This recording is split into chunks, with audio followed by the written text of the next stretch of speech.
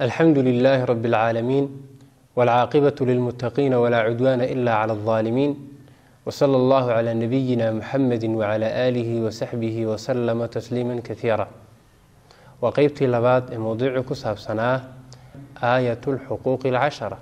آيات دي طبنك حق وحن سوق عضني حق إلهي سبحانه وتعالى. ما أنت وحن قادنا حق لباد أو حق والدك. إلهي سبحانه وتعالى مركو حقي الشيء كدي وحويري واعبدوا الله ولا تشركوا به شيئا وبالوالدين إحسانا. لبدا والدنا وإحسانية وناك سمية أي إلهي سبحانه وتعالى أولي مركا حق لباد وحق والدك. إلهي سبحانه وتعالى آديات أيواتك حق والدك. إلهي سبحانه وتعالى في 4 آيات في كتابه 4 آيات ضد كتاب كيسا كمد أي حق والدك حقي سو كحريري إلهي سبحانه وتعالى. سورة النساء إلهي سبحانه وتعالى وحويلي واعبدوا الله ولا تشركوا به شيئا وبالوالدين إحسانا. إلهي عابد سبحانه وتعالى عندنا لو ذاتننا والدكينا أو إحسان سماي. سورة الأنعام ساسوك لله سبحانه وتعالى مركو حقيس الشاقي أي وحو كحجسي حق والدك. إلهي وحو نقول تعالى وأتلوا ما حرم ربكم عليكم ألا تشركوا به شيئا وبالوالدين إحسانا. إلهي سبحانه وتعالى سيدوك سورة الإسراء حقي سمرك والشاقي وحو كحجسي حق والدك أو كحريري. إلهي وحو يلي وقضى ربك ألا تعبدوا إلا إياه وبالوالدين إحسانا. ربك وحو أمريو حكمي إن إذا عابدين إلهي مويان عكله والدكينا إحساني وناقض السميسان. سيدوك إلهي سبحانه وتعالى في سورة اللقمان مركي حقي سشاقي وحو كحجسي حق والدك. إلهي وحو يلي أن اشكر لي ولوالديك أنيق إيما هذنق والدك هاقنا أما هذنق بإلهي سبحانه وتعالى. إلهي سبحانه وتعالى بني آدم كوا أدر دارمي والد كوغا حقي سأينا كصوبحا. إلهي سبحانه وتعالى صدح حيضا قرآن كمدا وحو كيري ووصينا الإنسان بوالديه حسنا. إنسان كوحا نودر دارني والد كيس إن وناق السمايو أو بار النقض أو وناق سنادان أدر دارني.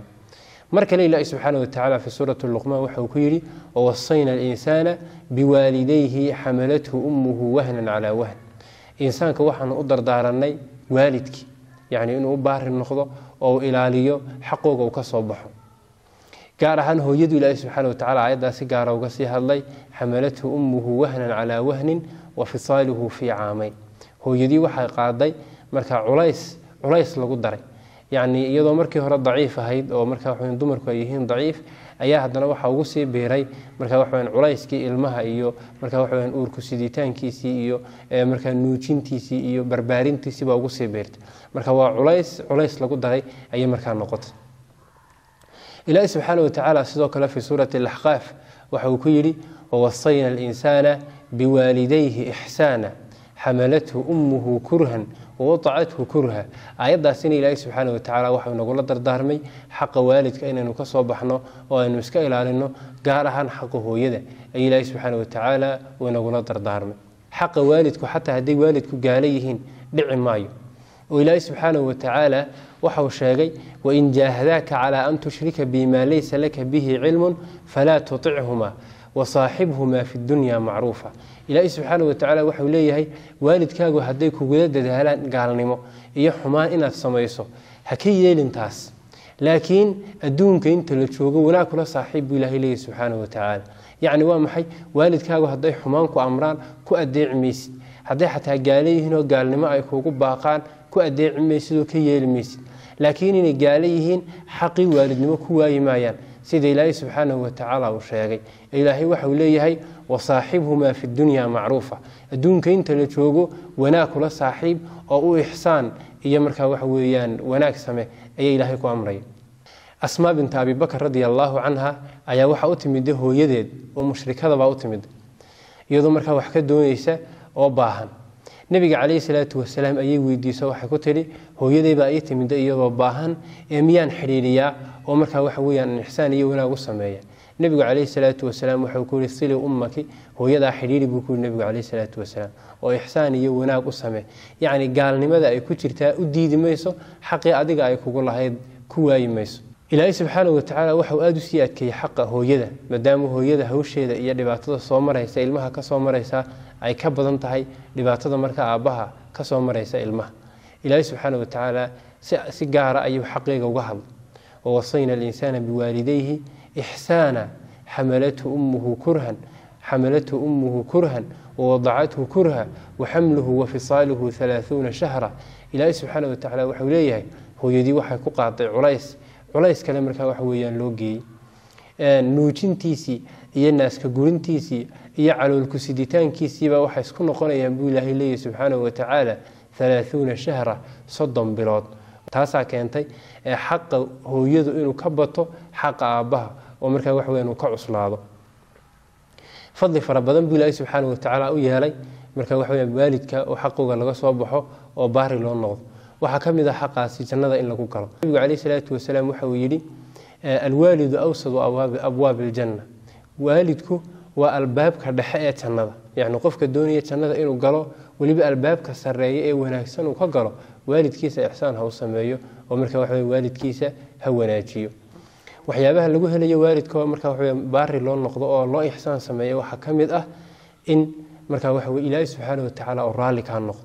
والنبي عليه الصلاة والسلام وحويني رضا الله في رضا الوالدين. إلهي سبحانه وتعالى رالي أهانشيس وحي كتيرا والد كاغا أو رالي كان نقض. حدث رالي أهانشي إلهي سبحانه وتعالى الدونيسو والد كاغا رالي قري رالي أهانشاه إلهي سبحانه وتعالى وذهلي ساي. وحكم ذا قفك الدنيا ذا إنه كل راحيسته آخرة إلهي سبحانه وتعالى ومركا وحوين أقوى ناتيو هدو والد كيسا مركا وناك سنادو. وحيابها اللي جه لي وحكم ذا ama fadaaisha waaweyn laga helayo waxa kamida in marka ducadaada Ilaahay subhanahu wa ta'ala uu aqbalo sida nabiga kaleey salaatu wasalaam uu sheegay saddexdiin in godka galay ee dhagaxu ku soo dumay ee mid waliba Ilaahay subhanahu wa ta'ala uu bariyay nin kamid ah waxa Ilaahay subhanahu wa ta'ala uu ku bariyay waalidkiisa oo marka baari uu noqday ayuu Ilaahay subhanahu wa ta'ala ku bariyay taasaana Ilaahay subhanahu wa ta'ala ducadiisa uu kaga aqbalay. marka hadad waalidkaaga baari u noqoto Ilaahay subhanahu wa ta'ala ducadaada iyo baryadaada ay Ilaahay subhanahu wa ta'ala uu ka aqbalay. waxa isweydiin waalidkeena sidaba baari ugu noqonaa oo waalidkeena marka ihsaankiisa iyo wanaagiisa aynu uga shaqeynaa. qodobka koobaad waxa weeye waalidkaaga inaad marka u ihsaan samayso hadal iyo marka waxa weeyaan ficilba oo hadalkana hadal wanaagsan aad ku tiraahdo hab dhaqankaaguna uu noqdo aad kula dhaqmayso waalidkaaguna mid aad iyo aad u wanaagsan oo marka waxa weeyaan fiican inuu noqdo. Ilaahay subhanahu wa ta'ala isagoo labadaba isku daray waxa uu yiri waqada rabbuka alla ta'budu illa iyyahu wa bil walidayni ihsana imma yablughanna 'indaka al-kibara ahaduhuma aw kilahuma fala taqul lahumā uffin wa la tanharhumā wa qul lahumā qawlan karīma. Ilaahay subhanahu wa ta'ala wuxuu leeyahay rabbiga wuxuu xukumay in idaan ilaahay mooyaane cid kale idaan caabudin waalidkiina aad wanaag iyo ihsaan u sameeysan. gaar ahaan hadii waalidku agtaada uu ku soo gaaro da imma yablughanna 'indaka al-kibara ahaduhuma aw kilahuma hadii da ku gaaraan agtaada midkood ama labadooduba ilaahay wuxuu leeyahay fala taqul lahumā uffin wala tanharhuma oo waalidkaaga uf ha ku oran yani hadal yani ha muujin waalidkaaga inaad dhibsanayso oo uf ha orani wala tanharhuma ha canaanan bil ilaahay subhanahu wa ta'ala وقل لهما قولا كريما. هذا الوناكسن كله مركا ومركا ay ku farxaan oo ay kugu duceeyaan kule. Ilaahay subhanahu wa ta'ala wuxuu sii raaciyay waqfid lahumā janaaha adh-dhull min ar-rahma yani garabkaaga u dabci oo yani isku dhuldhigo waalidkaaga ha iskala sareynin oo hadal adag ha ku oranin. waxa kamid ah siyaabaha waalidka loogu ihsaan sameeyo in waalidkii loo duceeyo oo qofka marka waxa waalidkiisa Ilaahay subhanahu wa ta'ala uu bariyo. إلهي سبحانه وتعالى وحو شاغي مركو والدك حقيسه وكور رميي وقل رب ارحمهما كما ربياني صغيرا. ربي وأن حريص لبديد والد سيدا أنيق أوير أيسو كوريين. وحكم ذا سيابه والدك اللوغو إحسان سمينيو اللوغو وناك سمينيو إن والدك مركا أمركو غلقاتو والله أضيعو وحي آن معصي أهين. نبي عليه الصلاة والسلام نمبا أيمدي مركا ساوحا وكويل نبي الله وحان ربائنا كراعون كل جهاد. نبي عليه الصلاة والسلام وحو كيري أحي والداك لبدأ والد من نوليهم نكي وحو كيري ها نبي ألوي نوليهم نبي وحو كيري عليه الصلاة والسلام ارجع فاستأذنهما نقو لبدأ والد كسو إذا ضربه يعني معنوه محي هديك ديدان اسكتشوك بنبي عليه الصلاة والسلام إلهي سبحانه وتعالى مركو رمي والدك قارضة waxau sheegay wain jaahadaaka calaa an tushrika bi maa laysa laka bihi cilmun falaa tutichuma hadday wax xun oo macsiya oo kufri ugu horeeya hadday ku faraan ha ka yeelin buu leeyahay ilaahay subxaana watacaala taa waxaa laga qaadanaya hadday ku faraan waxaan macsi ahayn waalidkaaga adeeco ka qaado oo markaa waxa weeyaan ha ku caasiin waxaa ka mid a siyaabaha waalidka loogu baari noqonayo in waalidku cidda ay jecel yihiin la xidhiiriyo nebigu calayhi salaatu wasalaam waxau yihi ina abara albiri an yasila arajulu ahla wuddi abiihi waxaa ka mid a beriga kiisa ugu sarreeya buu nebigu leeyahy calayhi salaatu wasalaam inuu ninku xidhiiriyo aabbihii dadkii ay isjeclaayeen walaalayaal ixsaanka kasoo horjeedkiisa ilaahay subxaana watacaala waxuu inaga xarimay nebiguna calayhi salaatu wasalaam inoo diiday waalidka in lagu caasigaroobo oo cuquuq lagu sameeyo oo markaa waxa weya waalidka la dhibaateeyo nabigeenu calayhi salaatu wasalaam waxauu yidhi alkabaa'iru kabaa'irta iyo dembiyada waaweyni waxa weeye ashirku billaahi wa cuquuqu lwaalideyn in xaqii ilaahay subxaana watacaala laga soo bixi waayo oo shirki la sameeyo iyo in xaqii waalidka laga soo bixi waayo cuquuqu lwaalideyn qofku uu sameeyo labaduba dembiyada waaweyn ayay ka mid yihiin buu nebigu yihi calayhi salaatu wasalaam mar kale nebigu calayhi salaatu wasalaam waxa uu yidhi raqima anfu qof baa markaa afkiisu waa sankiisu uu booroobay yacni dulloobay 3 jeer buu nebigu calayhi salaatu wasalaam ku celiyey markaasuu nebigu calayhi salaatu wasalaam waxa uu yidhi waa qofka soo gaadha labadiisa waalid weliba gaar ahaan da' ku soo gaadha isla markaa aan jannada ku gelin yacni qof waalidkiisii soo gaadhay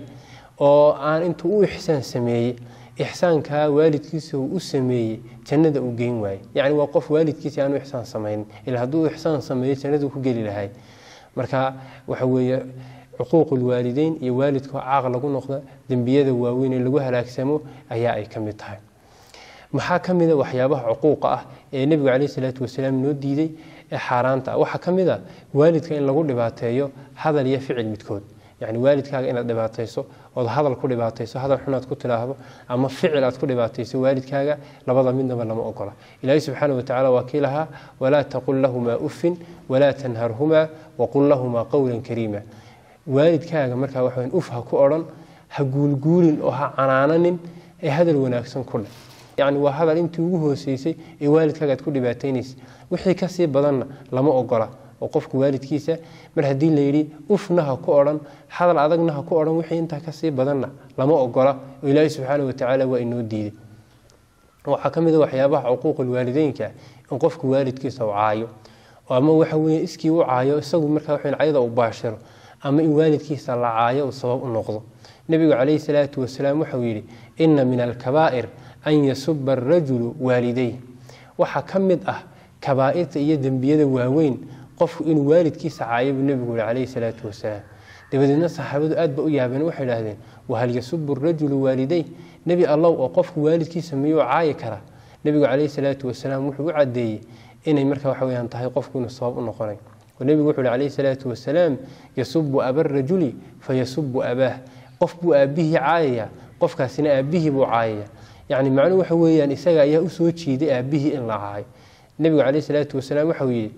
fayasubu umma arajul fayasubu ummahu nin buu caayayaa hooyadii dabeedna isagana hooyadii baa la caayaya